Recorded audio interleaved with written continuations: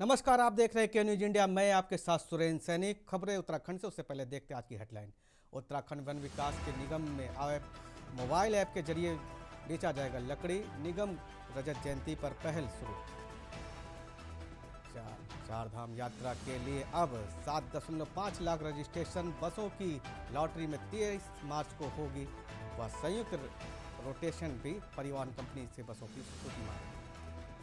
देहरादून में ration card के KYC के बिना नहीं मिलेगा आयुष्मान योजना का लाभ। राशन कार्ड निरस्त होने से सरकारी राशन पर बंद। उत्तराखंड के अधीनस्थ जन सेवा आयोग में घोषित परीक्षा 17 मई को होगी। पेपर लीक से रद्द हुई स्नातक परीक्षा। हरिद्वार कुंभ से पहले अपग्रेड होगा ज्वालापुर सब स्टेशन। 200 MVA कुल होगी क्षमता। कुंभ मेले के लिए बिजली व्यवस्था सुदृढ़ की जाए। उत्तराखंड में मौसम के मिजाज के बदलते बर्फबारी। हाईवे सूखे टॉप में वाहनों की आवाजाही बंद। आप देख रहे हैं के न्यूज, खबरों का सारथी। सीधे चलते हैं लखनऊ। योगी आदित्यनाथ नर्सिंग नियुक्ति पत्र के लिए अभ्यर्थियों को वितरण कर क्या कुछ है आपको सुना।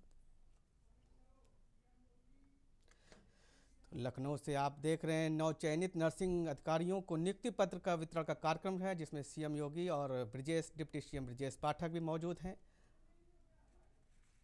नियुक्ति पत्र का वितरण हो रहा है। लखनऊ से सीधा लाइव तस्वीरें आपको। नवचयनित नर्सिंग अधिकारियों को नियुक्ति पत्र का वितरण का कार्यक्रम चल रहा है। सभी चयनित तैनात किए जाएंगे। अर्चना कुमारी, सबीहुद्दीन। ये महत्वपूर्ण कदम चिकित्सा शिक्षा और स्वास्थ्य सेवाओं को सुदृढ़ करने की दिशा में एक मील का पत्थर साबित हो रहा है। सबीहुद्दीन के बाद जायसवाल माधुरी, हरिलाल, अर्जुन सिंह,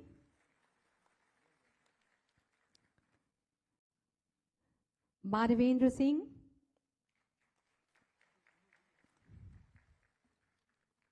रमन जोत कौर रंधावा,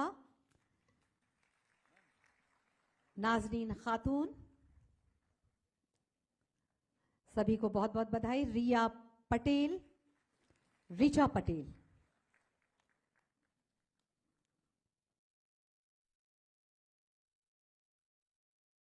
नेहा कुमारी। बच्चियों की भागीदारी ज्यादा है, एक तालियां इस बात के लिए भी होनी चाहिए।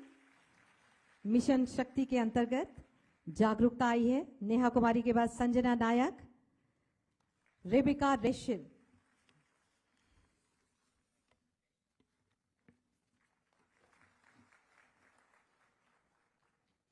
सभी को बहुत बहुत बधाई, बहुत बहुत धन्यवाद। माननीय नए भारत के नए इंजन के रूप में उत्तर प्रदेश अपेक्षाओं से कहीं आगे निकल गया है। राज्य तेजी से विकास और प्रगति का पावर हाउस बनता जा रहा है, जिसे गति दे रहे हैं उत्तर प्रदेश के यशस्वी माननीय मुख्यमंत्री माननीय श्रीमान योगी आदित्यनाथ जी। मैं बहुत ही आदर के साथ ससम्मान आपसे अनुग्रह करती हूं कि कृपया अपने आशीर्वचनों से हम सभी को अनुग्रहित करने की कृपा करें।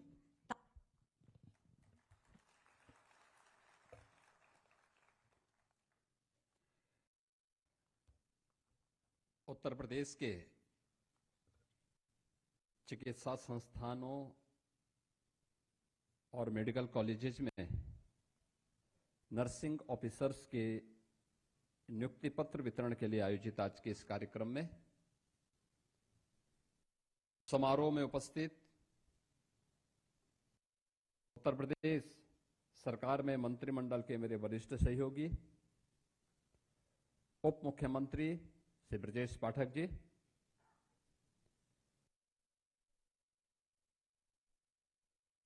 चिकित्सा शिक्षा और चिकित्सा स्वास्थ्य के राज्य मंत्री और मयंकेश्वर शरण सिंह जी, लखनऊ की महापौर श्रीमती सुषमा खड़कवाल जी,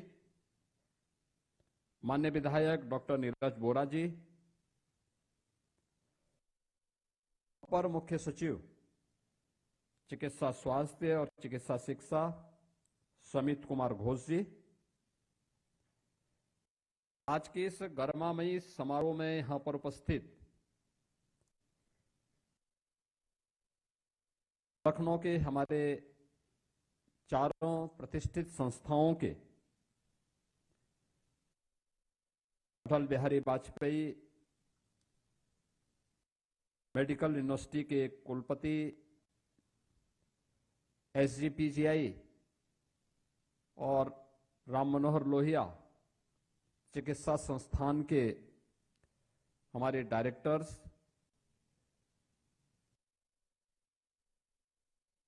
चिकित्सा शिक्षा विभाग के हमारे सभी अधिकारीगण और सभी उपस्थित यहां पर नियुक्ति पत्र प्राप्त करने वाले अभ्यर्थीगण, वर्चुअल माध्यम से भी प्रदेश के अलग अलग मेडिकल कॉलेजेस और चिकित्सा संस्थानों में उपस्थित माननीय जनप्रतिनिधिगण, वहां के प्रिंसिपल्स, अन्य डायरेक्टर्स, उपस्थित बहनों और भाइयों, आसन्तीय नवरात्रि के अवसर पर बेटियों को नियुक्ति पत्र प्राप्त होना यह नारी शक्ति के स्वावलंबन का एक आदर्श उदाहरण हो सकता है और मैं इस अवसर पर आप सभी को नियुक्ति पत्र प्राप्त करने वाले सभी अभ्यर्थियों को इस अवसर पर हृदय से बधाई देता हूं। उत्तर प्रदेश लोक सेवा आयोग को, जिन्होंने इस भर्ती की प्रक्रिया को पारदर्शी तरीके से यहां पे संपन्न किया है और आज हम नवरात्रि के अवसर पर यह नियुक्ति पत्र वितरित कर पा रहे हैं, मैं इसके लिए आप सभी को हृदय से अपनी बधाई देते हुए उत्तर प्रदेश लोक सेवा आयोग को धन्यवाद भी देता हूं। वास्तव में नर्सिंग सेवा के बारे में आपने देखा होगा, जब यहां पे डिप्टी सीएम से ब्रजेश पाठक जी अपनी बात को कह रहे थे, विभाग के राज्य मंत्री भी जब अपनी बात को कह रहे थे तो उन्होंने आपसे एक ही बात पूछा कि आखिर आप लोग जो नियुक्ति पत्र प्राप्त कर रहे हैं किस उद्देश्य से। जवाब यहां से नहीं, जवाब आपकी ओर से आया कि सेवा भाव है। यानी ये नर्सिंग का जो एक पेशा है ये सेवा का है, संवेदना का भी है और आपकी सेवा और संवेदना जब मरीज के साथ सहयोगी बनती है तो उसके परिणाम भी हम सबके सामने आते हैं और उसी सेवा के साथ आज आपको जोड़ने के लिए एक विश्वास के साथ एक कार्यक्रम आज राज्य सरकार ने आगे बढ़ाया है। स्वाभाविक रूप से अब उस दिन दूर गए जब हम लोग ये मानते थे कि मेडिकल कॉलेजेस खोल के क्या होगा, नर्सिंग कॉलेजेस खोल के क्या होगा। और मैं आज के दिन पर इस बात को मानता हूं कि मेडिकल की पढ़ाई महंगी हो सकती है निजी क्षेत्र में, लेकिन नर्सिंग एक ऐसा क्षेत्र है जिस क्षेत्र में, यानी आज के दिन पर दुनिया के अंदर कोई एक ऐसा क्षेत्र जिसमें हम मान सकते हैं कि 100% गारंटी दी जा सकती है कि अगर उसने अपनी डिग्री ली है तो उसका प्लेसमेंट भी 100% सुनिश्चित है, और वह नर्सिंग का क्षेत्र है जिसमें यह गारंटी आज के दिन पर दी जा सकती है। और ये मांग केवल यहीं पे नहीं हो रही है, आज नर्सिंग प्रोफेशनल्स की मांग केवल भारत में नहीं है, भारत के नर्सिंग प्रोफेशनल्स की मांग दुनिया भर में है, दुनिया भर में। अभी मैं हाल ही में जापान गया था, भारी पैमाने पे वे डिमांड कर रहे हैं, जर्मनी में डिमांड कर रहे हैं, कोरिया में डिमांड कर रहे हैं। आप यूरोप के तमाम देशों में जाएंगे, वहां पर भारत के नर्सिंग प्रोफेशनल्स के बारे में लोगों के मन में एक भाव है कि हाँ वे आएंगे, अच्छा कार्य करेंगे। और उस भाव के साथ आज आपको जोड़ने के लिए कि उत्तर प्रदेश के अंदर हम अपने मेडिकल कॉलेजेस में, अपने चिकित्सा संस्थानों में नर्सिंग केयर की बेहतरीन सुविधा उपलब्ध करा सकें, आज इसलिए सरकार आपको यहां पर अपनी सेवाओं के साथ जोड़ रही है। और चिकित्सा शिक्षा विभाग आज आपको ये नियुक्ति पत्र यहां पे उपलब्ध करवाने का कार्य कर रहा है कि लोक सेवा आयोग से आप लोगों का चयन हुआ है और अब चिकित्सा शिक्षा विभाग के माध्यम से आप लोगों को इस कार्यक्रम के साथ आगे बढ़ने का काम करना है। 2017 के बारे में उप मुख्यमंत्री श्री ब्रजेश पाठक जी ने आपके सामने पहले भी बताया क्या स्थितियां थी 17 के पहले। प्रदेश के अंदर बदहाली स्थितियां थी।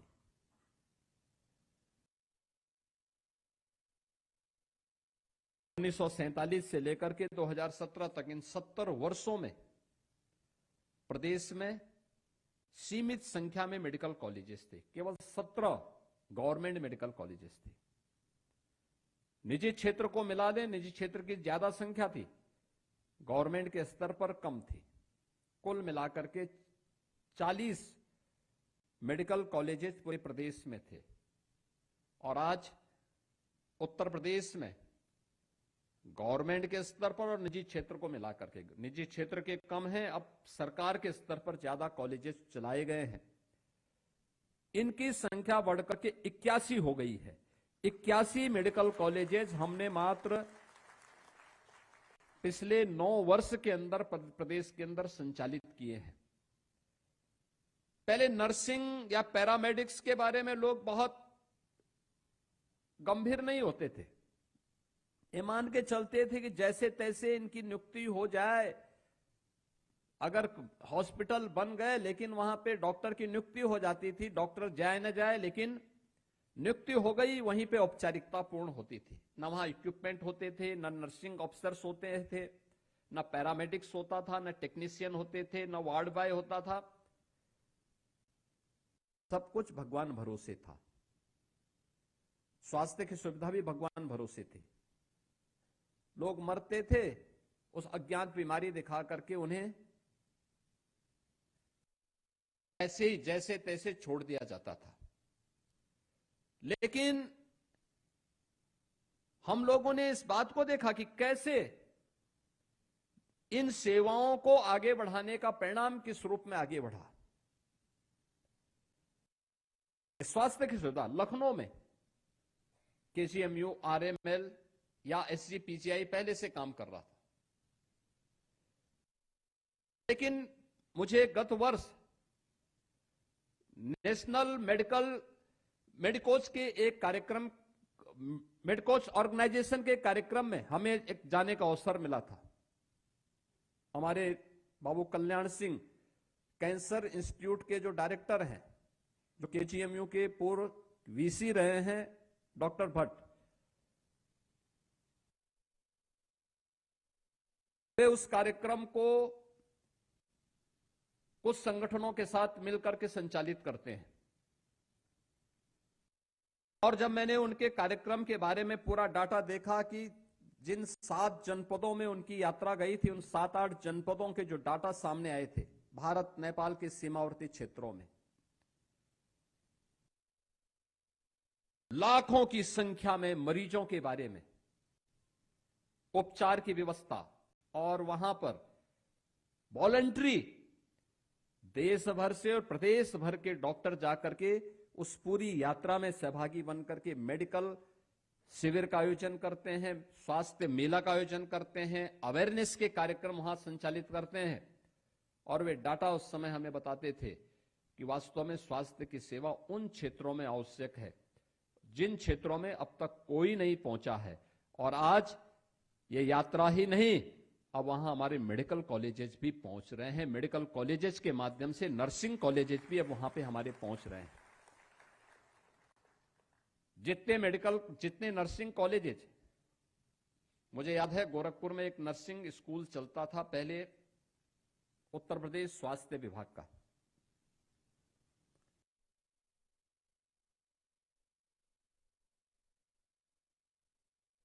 पूर्वी उत्तर प्रदेश में स्वास्थ्य की सुविधा और उसकी बदहाल स्थिति क्या थी। हजारों मौतें होती थी, कोई पूछता नहीं था। इंसेफ्लाइटिस से मौत होती थी, डेंगू से मौतें होती थी, अन्य तमाम प्रकार के बीमारियों से मौतें वहां पर लगातार होती थी, कोई पूछने वाला नहीं था। वहां एक नर्सिंग स्कूल चलता था गोरखपुर में, जिला चिकित्सालय में।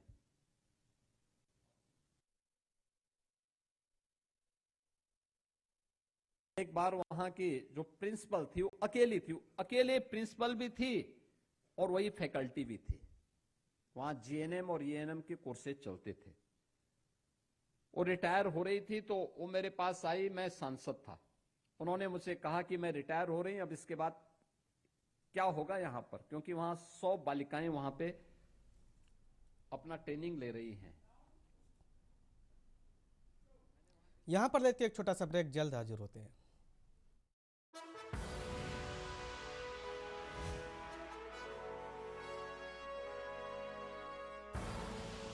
आप देख रहे हैं के न्यूज, खबरों का सार।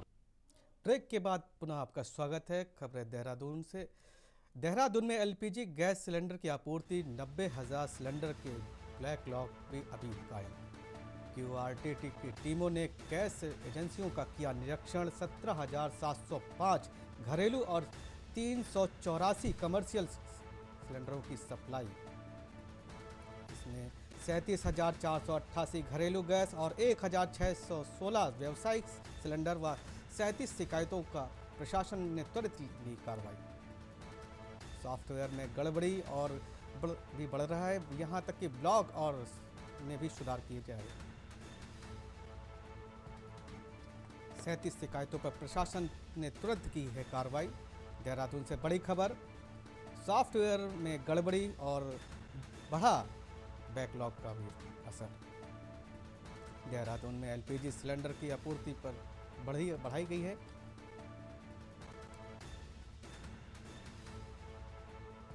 देहरादून से बड़ी खबर, क्यूआरटी की टीमें एजेंसियों का कर रही है निरीक्षण।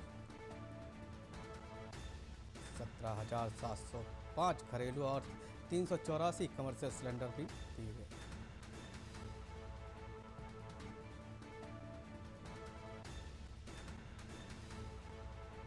देहरादून से बड़ी खबर, 17,705 कमर्शियल सिलेंडर भी दिए गए। 37 शिकायतों पर प्रशासन ने तुरंत कार्रवाई की है। देहरादून से बड़ी खबर, सॉफ्टवेयर और में गड़बड़ी और ब्लॉक लॉक का में भी सुधार हुआ। बड़ी खबर देहरादून से, एलपीजी सिलेंडर की भी पूर्ति बढ़ाई गई है।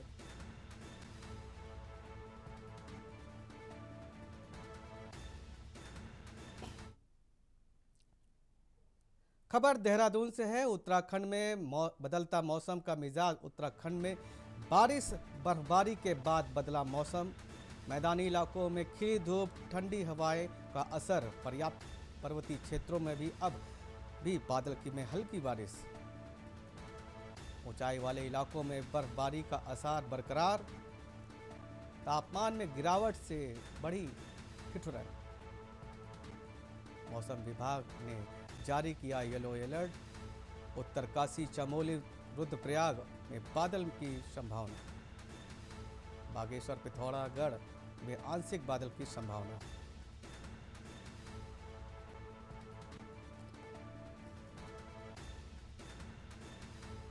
देहरादून से बड़ी खबर, उत्तरकाशी, चमोली में बादल की बढ़ने की संभावना। तापमान में गिरावट और बढ़ी हुई ठिठुरन।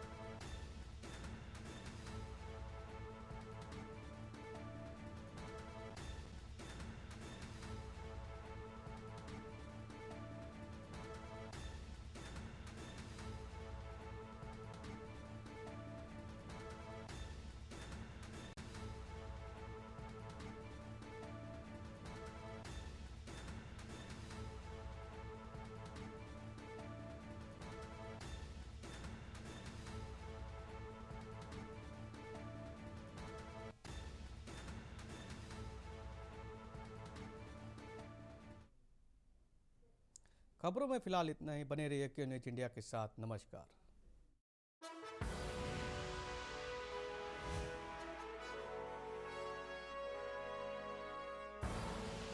आप देख रहे हैं के न्यूज, खबरों का सार।